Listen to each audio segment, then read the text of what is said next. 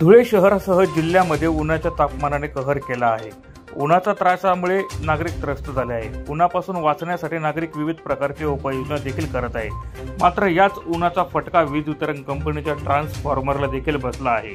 उन्हाच्या तापमानामुळे ट्रान्सफॉर्मरमधील तांत्रिक बिघाड होऊ नये यासाठी वीज वितरण कंपनीच्या ट्रान्सफॉर्मरला कूलर लावण्यात आल्याचे दिसून आले आहे। उन्हाळ्यामध्ये ट्रान्सफॉर्मरमधील ऑइल टेम्परेचर वाढत असल्याने टेम्परेचर वाढून ट्रान्सफॉर्मर बंद पडू नये, वीज पुरवठा सुरळीत राहावा, टेम्परेचर मेंटेन ठेवण्यासाठी कूलर लावण्यात आल्याची माहिती विद्युत वितरण कंपनीचे कार्यकारी अभियंता PH मचिये यांनी दिली आहे। त्यामुळे जिल्ह्यातील वीज वितरण कंपनीमधील 110 ट्रान्सफॉर्मरला 135 कूलर लावण्यात आले आहे।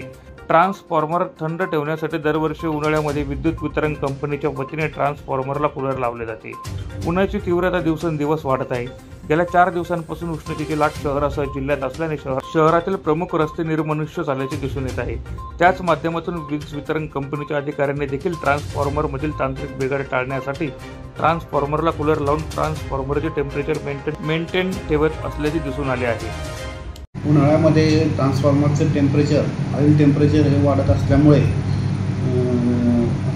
टेम्परेचर वाढून ट्रान्सफॉर्मर बंद पडू नये त्यासाठी कूलर लावण्यात आलेले आहेत। जवळपास जिल्हाभरात 135च्या वर 110 ट्रान्सफॉर्मरला 135च्या वर कूलर लावण्यात आलेले आहेत व त्याने ऑइल टेम्परेचर मेंटेन करण्यासाठी ते लावण्यात आलेले आहे। ऑइल टेम्परेचर वाढल्यानंतर ट्रान्सफॉर्मर बंद ठेवण्याची वेळ येऊ नये, वीज पुरवठा सुरळीत राहावा यासाठी सदरचे कूलर लावण्यात आलेले आहे। प्रतिनिधी सुनील निकम, माझा महाराष्ट्र न्यूज, धुळे।